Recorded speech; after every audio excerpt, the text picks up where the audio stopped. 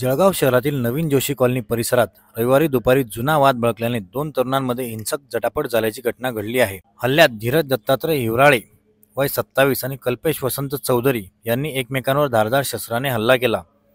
या घटनेमध्ये धीरज याच्या छातीत खोलवर वार झाल्याने तो गंभीर जखमी झाला. परिसरातील नागरिकांनी त्याला तातडीने जिल्हा सामान्य रुग्णालयात दाखल केले, परंतु उपचारादरम्यान त्याचा मृत्यू झाला. तसेच कल्पेश चौधरी याच्या डोक्यावर आणि मानेवर गंभीर जखमा झाल्या असून त्याच्यावर जिल्हा रुग्णालयात उपचार सुरू आहेत. पोलिसांनी दिलेल्या माहितीनुसार धीरज हिवराळे आणि कल्पेश चौधरी यांच्यात पूर्वीपासून वैमनस्य होते. 3 महिन्यापूर्वी देखील दोघांमध्ये हाणामारी झाली होती. रविवारी दुपारी 3 वाजेच्या सुमारास नवीन जोशी कॉलनी परिसरात दोघेही समोरासमोर आले असता त्यांच्यात पूर्ण वाद निर्माण झाला. काही वेळात या वादाचे पर्यावसन हाणामारीत होऊन दोघांनी एकमेकांवर धारदार शस्त्राने वार केले. घटनेची माहिती कळताच पोलिसांनी तातडीने घटनास्थळी धाव घेतली. तसेच कोणताही अनुचित प्रकार घडू नये यासाठी जिल्हा रुग्णालयात देखील पोलिसांची कुमक तैनात करण्यात आली. उपविभागीय पोलीस अधिकारी संदीप गावित आणि MIDC पोलीस ठाण्याचे निरीक्षक बबन आव्हाड यांच्यासह पोलिसांचा फौजफाटा घटनास्थळी आणि जिल्हा रुग्णालयात तैनात करण्यात आलेला आहे.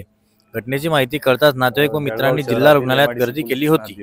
सम्राट कॉलनी येथील 2 तरुणांमध्ये आपसी वादातून एकमेकांवर चाकूचा हल्ला झाला. त्याच्यातून एक जण मयत आहे, दुसरा जण पण आता सिरियस आहे. सध्या सिव्हिल हॉस्पिटल येथे तो ॲडमिट असून त्याच्यावर उपचार सुरू आहेत.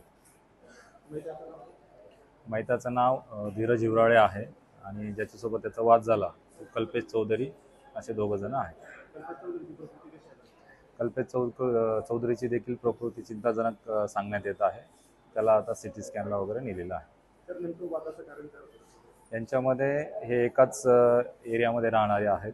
दोघं पण असे प्राथमिक माहिती मिळते की दोघांमध्ये पण यापूर्वी जो जखमी आहे सध्या त्याच्या नातेवाईकाला मारण्याच्या कारणावरून या दोघांमध्ये वाद झाला होता.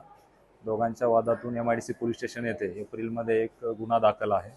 त्याच्यामध्ये दोघांवर देखील प्रतिबंधात्मक कारवाई करण्यात आलेली होती.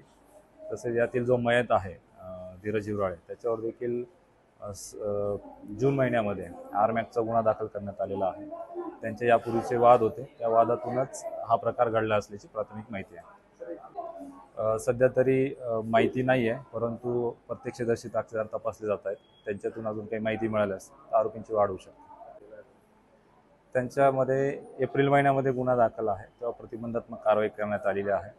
यातील जो कल्पेश चौधरी आहे हा देखील 2 ते 3 महिन्यापासून नाशिक या ठिकाणी कामाला असल्याची माहिती आहे. तो कालच या ठिकाणी आलेला होता आणि तो आज पुन्हा नाशिक येथे जाणार असल्याची माहिती होती, परंतु हा वाद नेमका आज कशातून झाला याची तपासणी सुरू आहे.